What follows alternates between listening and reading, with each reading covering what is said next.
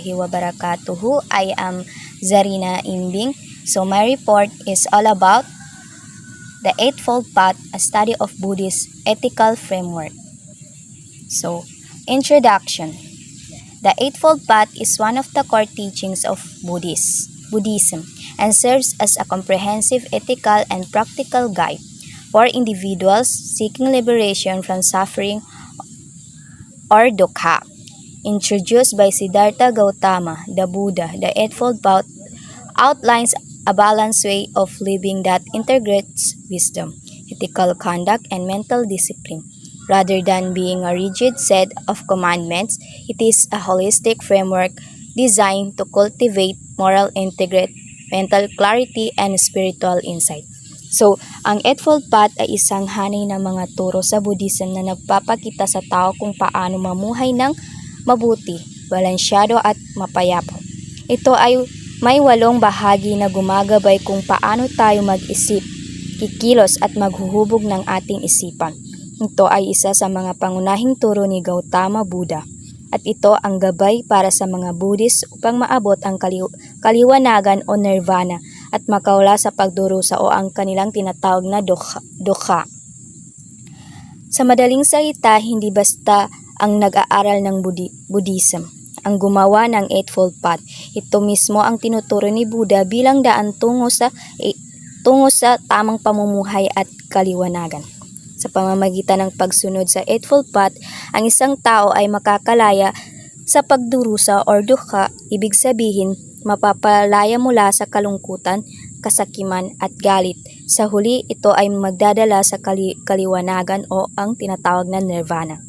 Sa isang estado na ganap na kapayapaan, karunungan at kaligayahan. So yun yung introduction ng Eightfold Path.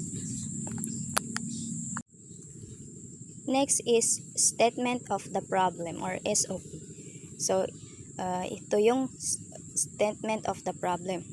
So, this research seeks to answer the following question. So ang mga question na ito is, what is the Noble Eightfold Path and what are its key components? Number 2, how does the Eightfold Path function as an ethical framework in Buddhism? Number 3, what moral values and behaviors are promoted by the Eightfold Path? How? Number 4, how is the Eightfold Path applied in personal and social life? And last, what contrast can be observed between the Buddhist Eightfold Path and the Islamic ethical perspective? So, yan yung mga statement of the problem. Next is methodology. Methodology. This research employs a qualitative and descriptive method.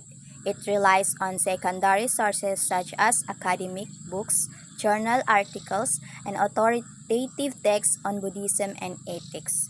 Content analysis is used to examine the components of the Eightfold Path and their ethical implication.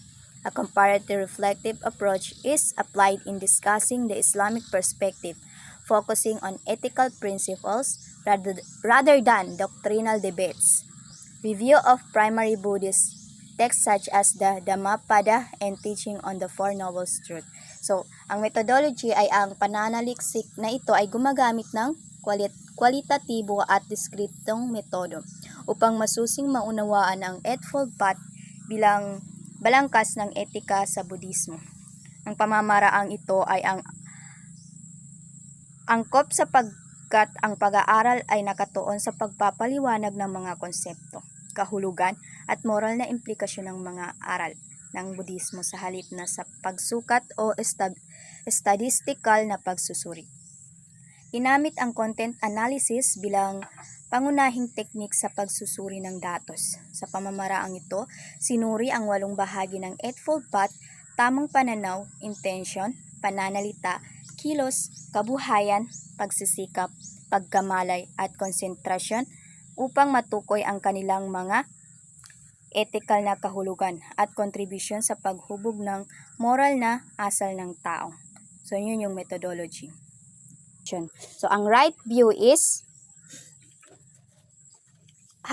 unang hakbang sa Eightfold Path. Ibig sabihin nito ay maunawa ng mga bagay na may kinalaman sa pagdurusa.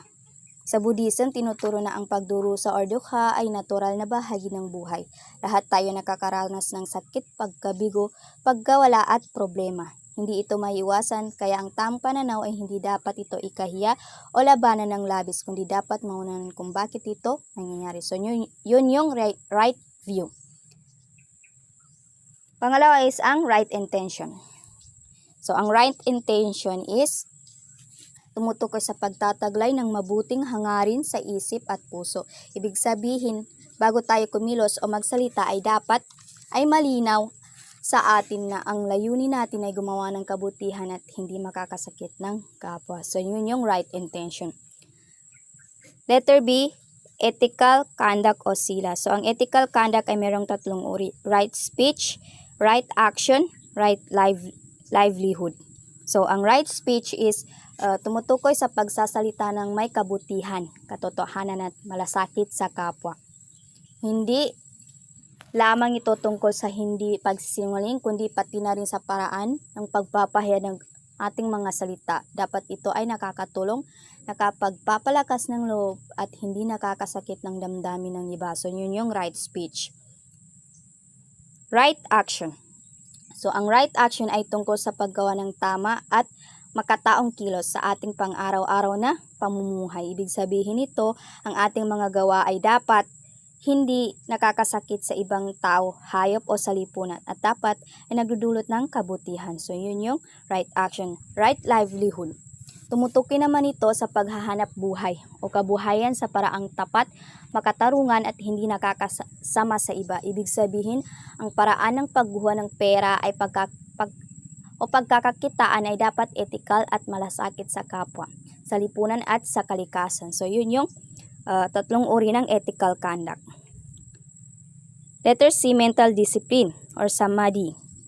Meron naman siyang dalawang uri. So, ang right effort and right mindfulness. So, ang right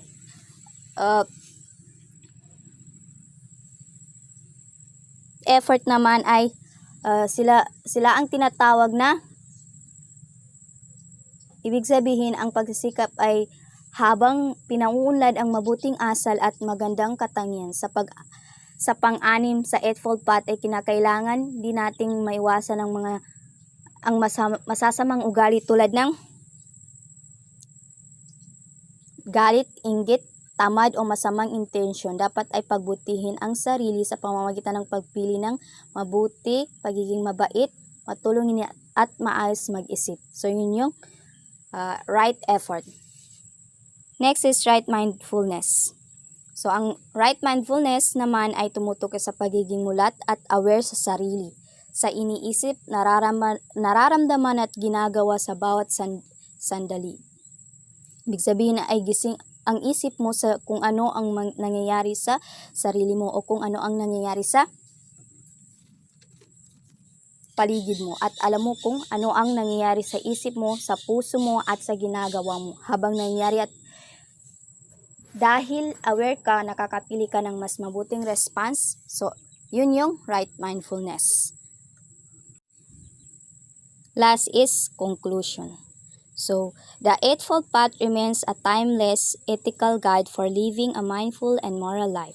It transcends religion, offering practical wisdom for modern challenges, such as conflicts, stress, and materialism. Through understanding and practice, individuals can cultivate inner peace and contribute to collective harmony. So, sa conclusion o sa pangkalahatan, ang Eightfold Path ay isang gabay sa mabuti at mahinahong pamumuhay na hindi naluluma. Kahit anong relihiyon, so hindi lang mga Buddhism ang maaaring mag-apply, maging sa atin ay dapat pinag-aralan natin. Pwede ito gamitin dahil nagbibigay ito ng practical na karunungan para harapin ang stress, problema at pagkagahaman. Sa modernong panahon, sa pagsasabuhay nito, nagkakaroon ang tao ng panloob na kapayapaan at nakakatulong upang maging payapa at maayos ang komunidad. So, yun yung conclusion ng Eightfold Path. So, hanggang dito na lang. Shukran and wassalam.